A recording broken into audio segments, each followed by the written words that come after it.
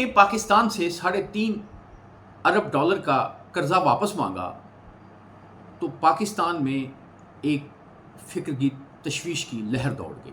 اور وہ لوگ بڑے خوش ہوئے جو پاکستان کو فنانشل معاملات میں الجھتا ہوا دیکھنا چاہتے تھے۔ اب پاکستانیوں کے لیے ایک اچھی خبر ہے، بڑی خبر ہے کہ سعودی عرب نے ڈپازٹس کے طور پہ پاکستان کو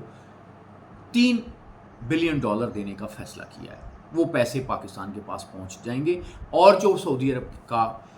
قرض جو پہلے $5 بلین کا تھا، اس سے اس نے 5 سال مزید رول کر دیا ہے، مزید آگے کر دیا ہے۔ اس کا مطلب یہ ہے کہ پاکستانی جو ہیں ان کا سعودی عرب کے ساتھ ڈیفنس پیکٹ ہے۔ سعودی عرب کی سرحدیں جو ہیں، سعودی عرب کا جو ڈیفنس ہے وہ پاکستان اس کی حفاظت کر رہا ہے، تو سعودی عرب جو ہے وہ پاکستان کے پہ جو مالی معاملات ہیں یا مالی حملے ہیں یا جو اس طرح کے مسئلے ہیں، سعودی عرب نے اس کے دفاع کا حق ادا کر دیا۔